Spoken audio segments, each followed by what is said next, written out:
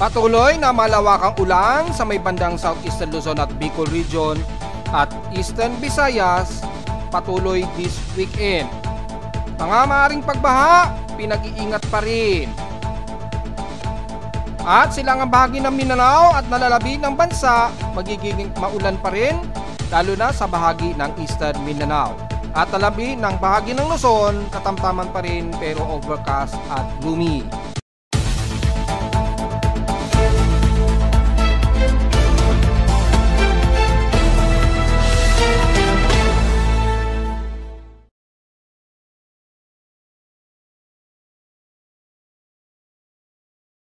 Hello, good morning mga folks. Welcome po muli sa ating Daily Weather Bulletin at Analysis para sa araw ng Biyernes, February 21, 2025. Ang oras nating boss ay umaga ay alas 9:53 na o 54 na ng umaga.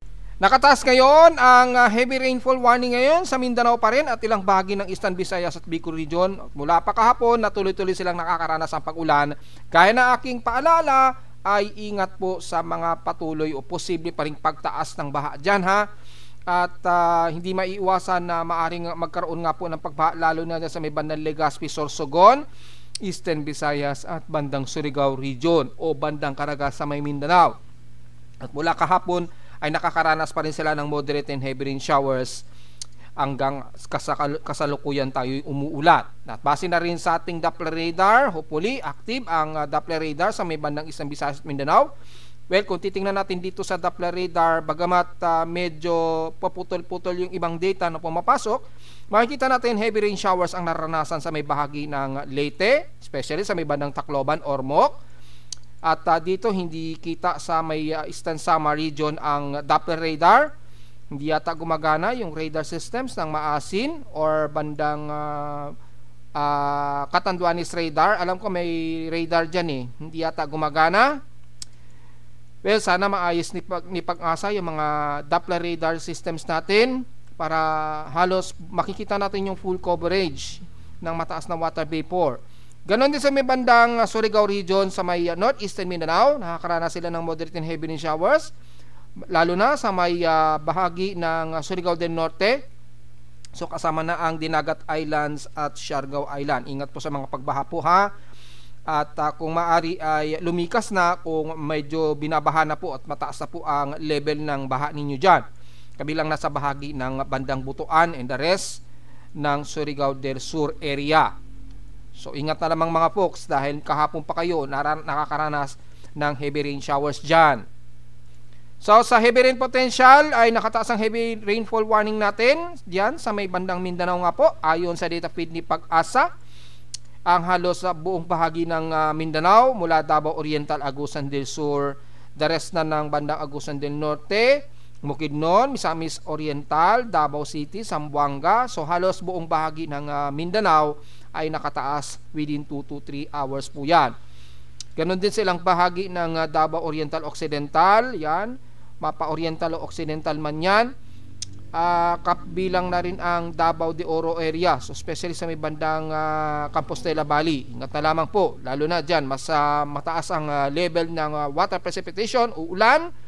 So ingat po sa mga kababayan natin. Sa may bandang Visayas naman, halos buong Eastern Visayas, pero siyempre kasama ang Negros Region, Iloilo at Cebu area.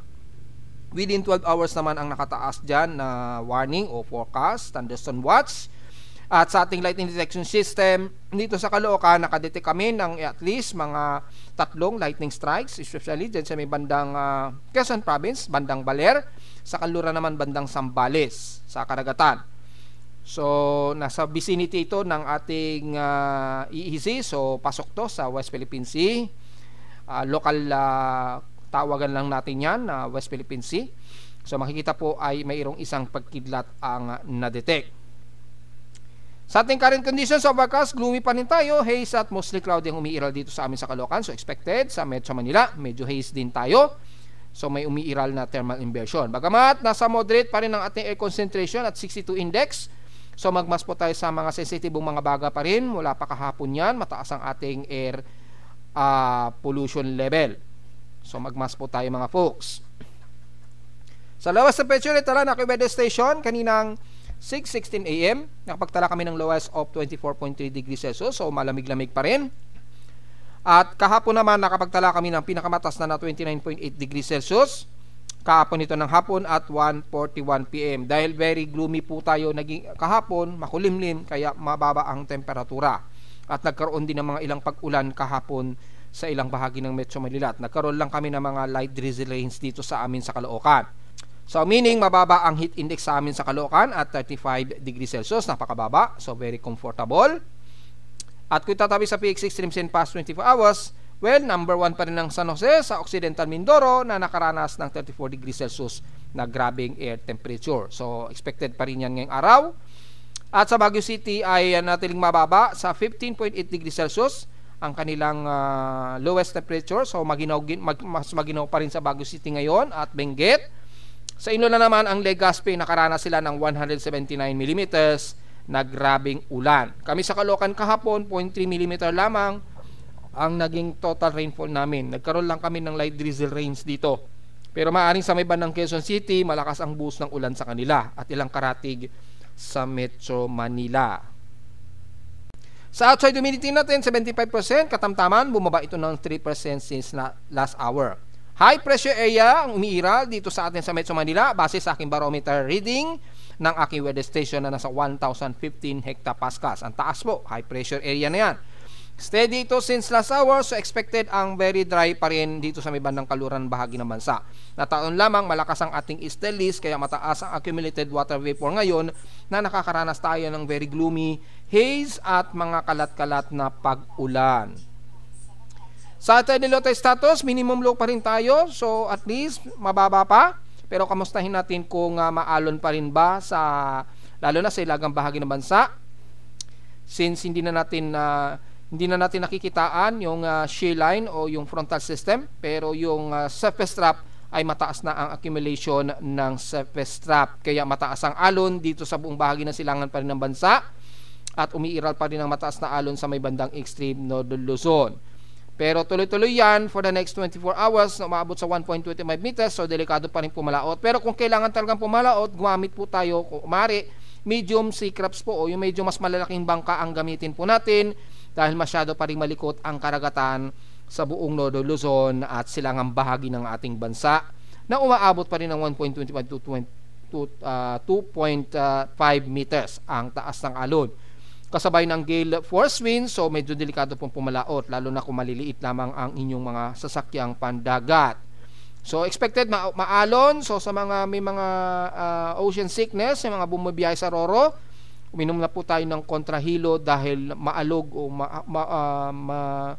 malikot ang karagatan natin sa mga bumabiyahe lalo na sa silangang baybayin ng bansa. Sa ating almanak, sumikat ang haring araw kaninang 6:16 AM, inasang lulubog ito mamayang 6:02 PM. At sa ating 46% illuminated na lamang na last quarter ng liwanag ng buwan, sisikat ito bukas na ng madaling araw, 1:07 AM, at lulubog naman ito kinabukasan na ng umaga at 11:36 PM. Paalala ko lamang, meron na tayong at least 21 days na lamang sa mga nakatira sa Amerika, lalo na sa may bandang pagitan ng South America at North American area ay meron kayong total lunar eclipse dyan. Magaganap po yan sa US time ay bandang 7 o'clock. Sa oras naman sa Pilipinas ay mga 2:59 AM naman ang madaling araw oras dito sa Pilipinas. Yan. Mga 2 AM naman ang madaling araw sa Pilipinas. Sa US naman hapon. Gabi 7 PM naman ang gabi sa ibang bansa. So makikita yan ng mga taga North and South America. Yan, malapit yung pinaka point ng umbra at saka yung penumbra. So malamang yung mga astronomers natin na Pinoy dyan ay ready na niyo po ang inyong mga teleskopyo dahil maganda ang pagkakataon na makakita kayo ng red moon by March 14, 2025 po yan. So at least pinapaalala na lang natin na meron tayong gaganapin na total lunar eclipse. Sa ating local weather outlook para ngayong weekend, Friday hanggang bukas na Sabado, Naasahan natin na magkakaroon pa rin tayo ng maulap na himpapurin at mga kalat-kalat na pag-ulan. 100% chance po ayon sa ating latest na forecast ngayong Friday. Bukas ay maglalaro sa 10% lang daw ang chance na pag-ulan. Bukas po yan ng Sabado, pero asahan na maulap sa maghapon. So expected pa rin ang mga isolated rain showers. Highest and lowest temperature expected maglalaro 28 to 29 degrees Celsius and lowest temperature expected ay nasa 25 degrees Celsius. So diretso agad tayo sa ating ginagamit na satellite imagery. Manatiling gloomy pa rin at partly to mostly cloudy pa rin ang bahagi ng Northern Luzon, extreme Northern Luzon. So wala tayong magiging komento, patuloy pa rin kayo makakaranas ng mga ilan sigurong light drizzle rain sa buong extreme Northern Luzon. So despite na patuloy pa rin ang paglamig dahil medyo gloomy tayo ngayon dyan, kabilang na ang kalurang bahagi ng bansa, medyo partly to mostly cloudy tayo ngayon dyan, hanggang sa may bandang La Union, maging sa may bandang Benguet, Zambales o ilang bahagi ng Central Luzon. Ganon din sa may bandang silangan ng buong Cagayan Valley, so kasama ng Isabela, Kasiguran, Aurora, pababa na yan ng Quezon Province sa may bandang Baler, Aurora, and the rest ng Quezon Province, at sa bandang Central Luzon ng Nueva Ecija, Tarlac, pababa ng Pampanga hanggang dyan sa may bandang Bulacan nga po. At kasama ang Metro Manila na magiging overcasting gloomy pa rin tayo. At kitang-kita ang partly to mostly cloudy ang iiral ngayong maghapon. So expected ang mga isolated rain showers, kabilang na ang ilang bahagi ng Calabarzon area. Yan o. So magiging maulap pa rin tayo dahil yung traverse ng near equatorial trough dito sa may katimugang bahagi ng bansa ay kumikilos pahilagang kanluran na nagpapaulan sa ilang bahagi ng Palawan, kanluran ng Zamboanga Peninsula at the rest ng Mindanao area.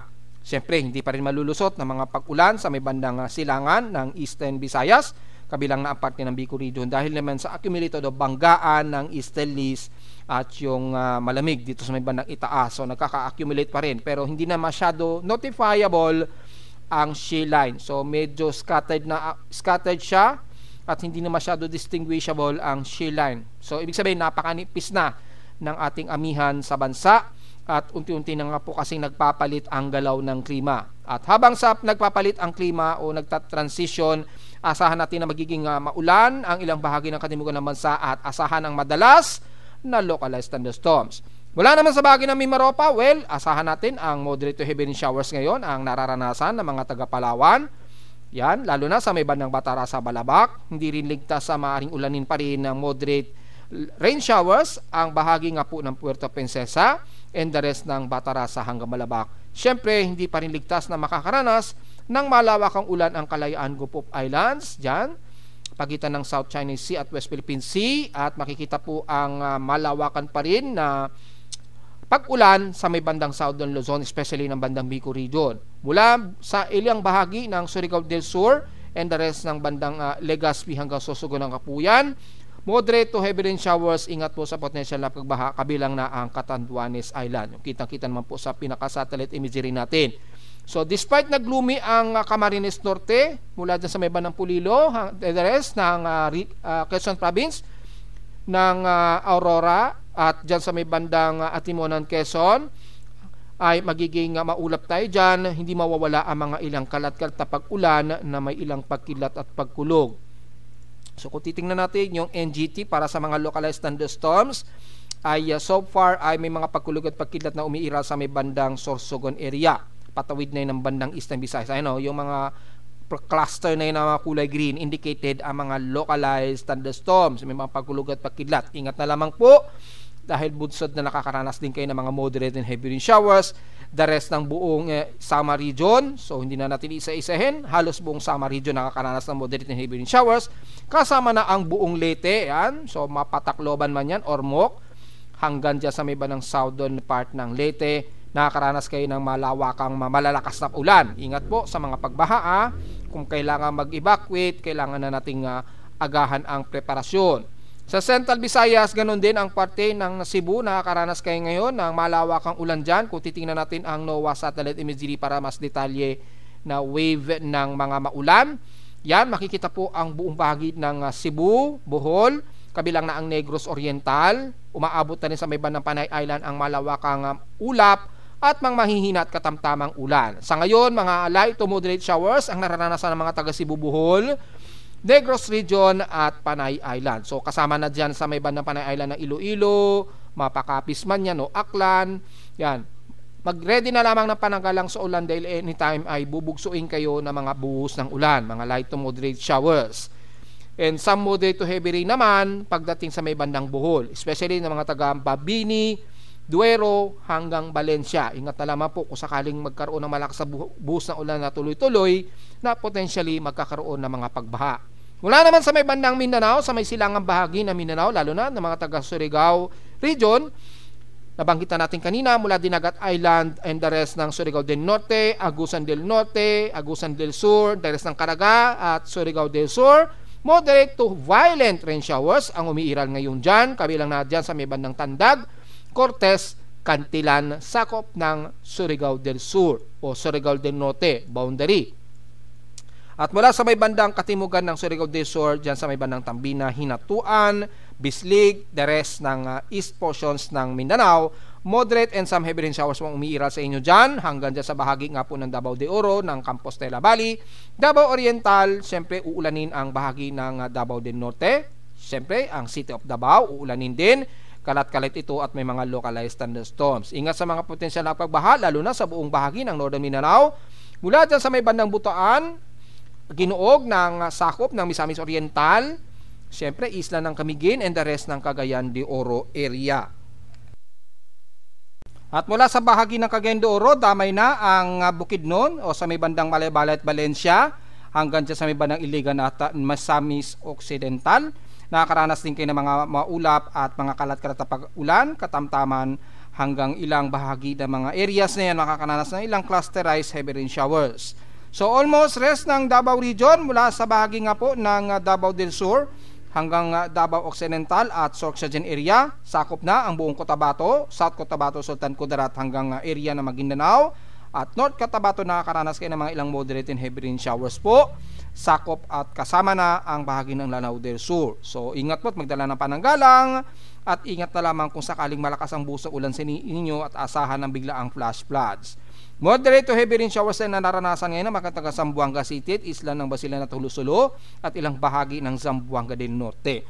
So magiging maulap ang buong bahagi ng Zamboanga Peninsula kasama na ang Zamboanga Sibugay at Zamboanga del Sur. Expected ang ilang kalat-kalat na mga ilang mahihina at katamtamang pag-ulan ngayong maghapon. So generally magiging very gloomy tayo at magiging maulan, lalo na moderate and heavy rain showers ang naranasan sa ilang bahagi ng silangan ng bansa, especially Bicol Region, Eastern Visayas at Eastern part ng Mindanao. Sa kanluran naman, ang parte naman ng Zamboanga at Palawan area ang nakakaranas ng mga malakas-lakas na pag-ulan. Bagamat wala naman tayo binamatay ang sama ng panahon, ay makikita lamang natin sa ating global spectral model ang unti-unti ng accumulated na easterly trade winds. At dahil sa accumulated easterly trade winds ay inaasahan natin mataas ang dalang water vapor niyan, magbubunsod po ng maulan sa silangang bahagi pa rin ng bansa at nararanasan nga po ngayon ng mga taga Bicol Region, Eastern Visayas at Mindanao area. Samantala, bagamat gloomy ngayon sa may bandang kaluran ng bansa na nakakaranas din ng mga ilang kalat-kalat ulan, pero mas tuyot naman o mas drier naman ang mararanasan.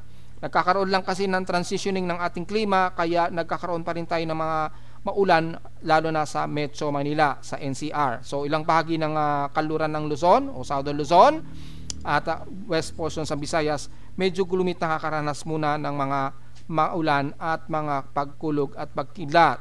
Pero hanggang sa pumapasok na ang ating hot dry season, unti-unti na mas makakaranas tayo ng mataas na drought index hanggang sa pagpasok nga po ng ulan linggo ng Marso. So sa ngayon, maulan muna at very gloomy ang magiging paligid natin. At base na rin sa ating wind speed and direction ng Global Spectral Model, malawakan po ang daloy ng hangin, so mataas ang gale force wind sa buong silangan bahagi ng bansa, lalo na sa Southern Luzon at Eastern Visayas area. Yan, malakas po yung daloy.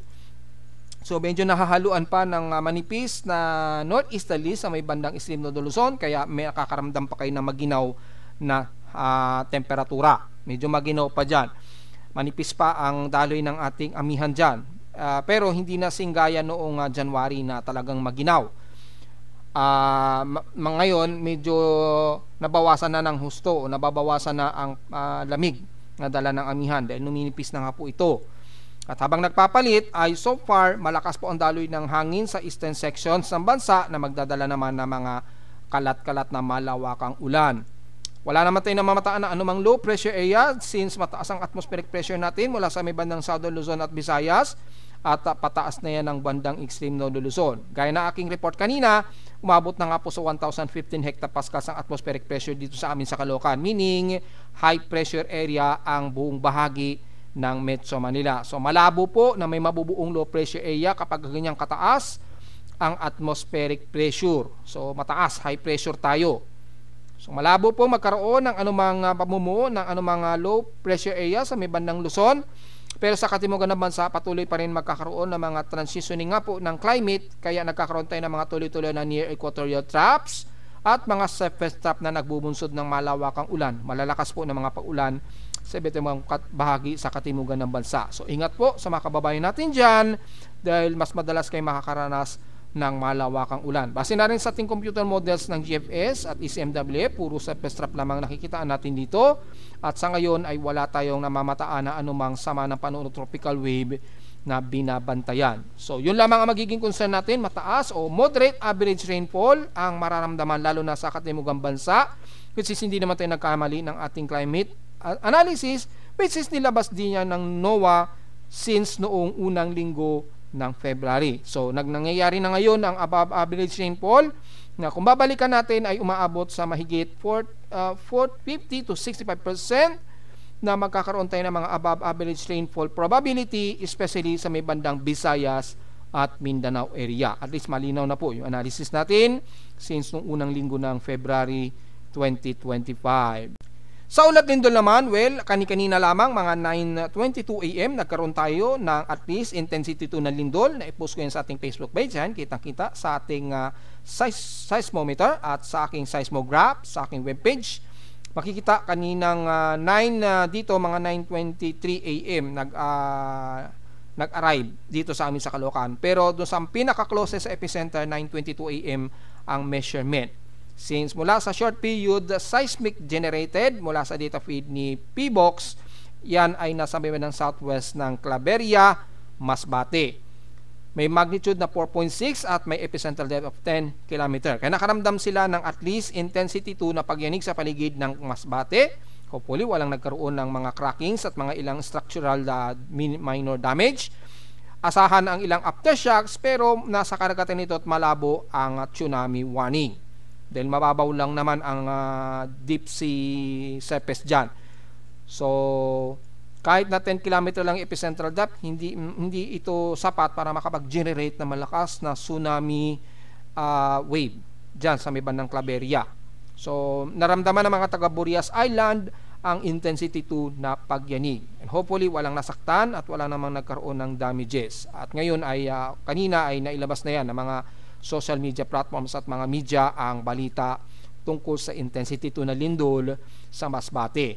After nyan, mula kanina madaling araw, wala namang so far na sumunod dito. So ngayon pa lamang, nagkaroon ng magnitude 4.0 dyan sa may Masbate, and the rest, mula kanina madaling araw, wala naman tayo na itala na mga pagyanig na malalakas-lakas. So isa lamang yung nagkaroon tayo ng medyo malakas-lakas na pagyanig sa may Masbate, and after nyan, wala naman so far mula kahapon at kaninang madaling araw. Mula naman sa ating historical earthquake, silipin natin kung nakakailang total earthquakes na tayo ngayong araw na kasalukuyan na nagre-report tayo. Since magkakatapusan na nga o katapusan na nga po ng February, kung titingnan natin ang total earthquakes, na so total of 662 earthquakes na po tayo. 628 dito sa magnitude 2.0 pataas, 29 sa magnitude 4.0 pataas at natanatiling 5 ang ating magnitude 5.0. So medyo kokonti pero maging wari po tayo, medyo alisto dahil halos masyadong tahimik ang mga pagyayanig sa bansa, especially sa may bandang Luzon area. So the more na mas tahimik ang mga pagyanig, the more na mas maging maingat po tayo at maging alisto. Dahil may posibilidad na nagkakaroon ng mas mataas na generative energy ang mga tectonic plates natin. Baka anytime moment na lang biglang mag-release yan at magbunsod ng mas malalakas na pagyanig. Wag naman po sana. Pero mas magandang medyo ready po tayo at maging maingat po. Mas maganda na po na nag-iingat tayo the more na tumatahimik o mas tahimik ang mga pagyanig ngayong buwan sa bansa. At narito naman ating 3-day weather forecast para sa araw ng Biyernes, February 21, 2025.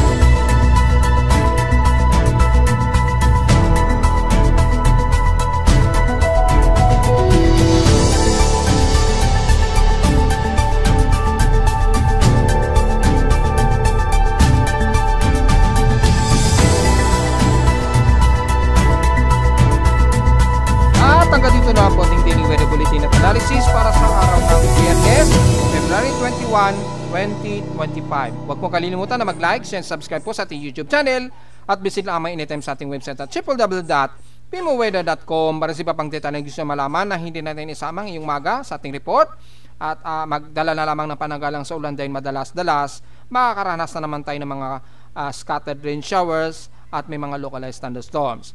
At visit lamang sa ating website sa gusto malaman ang pinakaibang detalye pa mula sa aking weather station, lalo na dynamic events mula sa reading ng aking aparato sa Caloocan at sa data feeds mula sa iba't ibang weather agencies. Maraming salamat po mga folks at happy weekend po sa ating lahat.